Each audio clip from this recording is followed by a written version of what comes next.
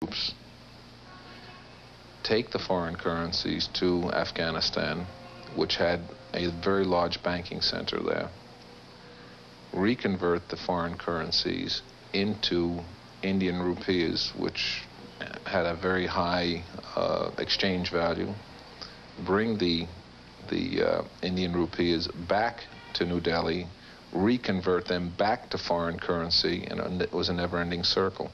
According to Terpil, his career was cut short in 1971 when he was stranded in Afghanistan with his black market money by the unexpected outbreak of the India-Pakistan War. He was sent back to CIA headquarters in Langley, Virginia, where, apparently, they have a particular punishment for renegade agents. They have a euphemism there of walking the halls. You're not given a desk, you don't have an assignment, and consequently you usually wind up going to the cafeteria every day, in which you see other people in this position. So you form a little cafeteria club or walk the halls club or whatever you call it. So you have no office, you just have the corridor, the halls? And my chair in the cafeteria. And your chair in the cafeteria. What happened next? I resigned.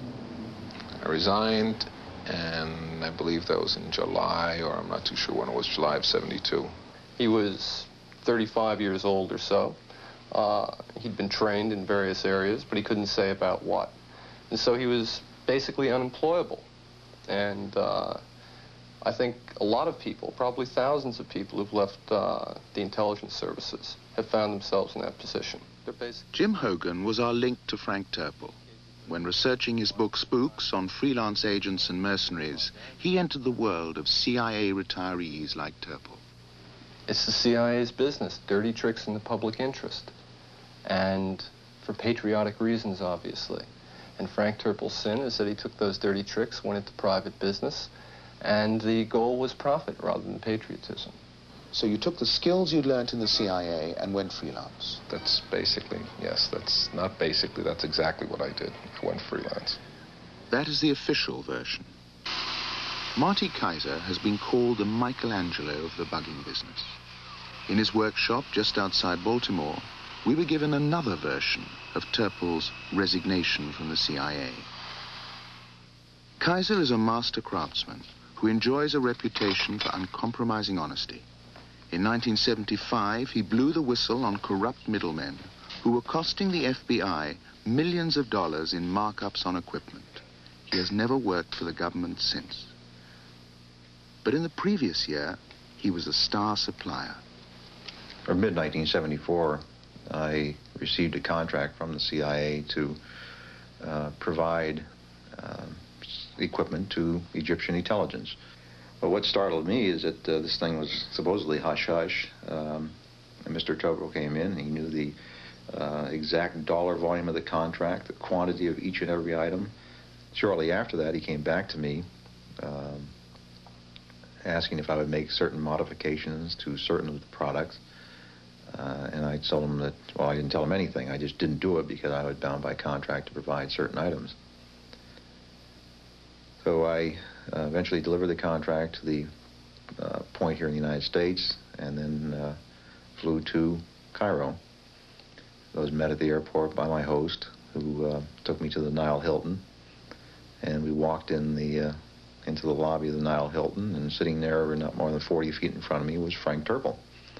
Frank took me to the second floor lounge and introduced me to my CIA contact there, which, of course, struck me as odd, but everything fits in this world. And then the following day, when I went to meet with the generals and open the equipment, the one general expressed disappointment that the modifications had not been made, making it abundantly clear that Frank had won the confidence of that particular group. So there he was, right smack in the midst of their intelligence agency, moving about with total freedom. And it just absolutely baffled me. So 2 years after Frank was fired from the CIA, or to be strictly accurate, was forced to resign from the CIA, he seems to have the full confidence of their man in Cairo and the Egyptian military. How's that possible? Well, the only conclusion I can draw is that he never was fired.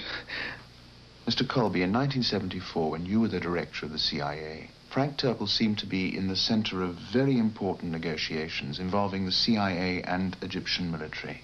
How could he maneuver himself into that position 2 years after he supposedly left the agency?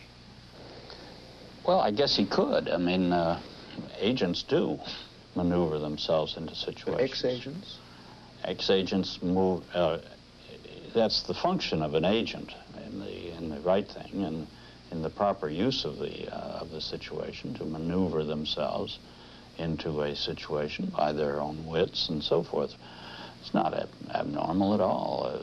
Old military types, old diplomats, they all maintain that kind of contact, even though they might have left under some shadow. I really don't know the facts of this case, quite frankly. Well, the facts are that when you were director of the CIA, Frank Terpil appeared to a CIA supplier to enjoy the full confidence of his CIA contact in Cairo and the Egyptian military. And I just don't know the circumstances under which it happened, so I really can't comment about it. It's impossible to responsibly say anything. Has it ever been a practice to appear to fire people from the CIA in order to put them into deep cover? It's possible, sure. I mean, there are those kinds of things that you used to do years ago. I don't think you do it anymore. Whatever the reasons, the world suddenly opened up for Frank Terpil after his resignation from the CIA. He described his deals in Egypt, Saudi Arabia, Iraq, Syria, and Yugoslavia. His work for Somoza, the Nicaraguan tyrant, for Bokassa, the man who was accused of participating in the massacre of schoolchildren and of cannibalism. For the Shah of Iran, who paid $48 million for an elaborate bugging system so that he could spy on his own government and secret police. This equipment had the capability of listening and identifying all telephone conversations that took place within Tehran itself. Basically, it was a Big Brother operation, a 1984 type operation. And what was your involvement in this? We were involved in the most sensitive part, and that was the vetting of his own government. As Terpil told it, he was associated with the most traumatic events of our time. He had helped to train and equip the Grey Wolves, whose membership included Mehmet Agca, the man who shot the Pope. Were there no times when you felt, I know what's going on here, and I don't want any part in it? I do not get wrapped up emotionally with the country. I regard myself basically as neutral and commercial. In most cases, Terpil was proud of his deals and connections, but occasionally he kept his distance. Do you know Carlos the Jackal? No, I do not. On the bugged tape of the 17th of December, Gary Corkler, in your presence, offers the undercover agents Carlos the Jackal for a job. And was that a lie? Was that just trying to impress them? Corkler may have said that to impress him. But not being able to deliver?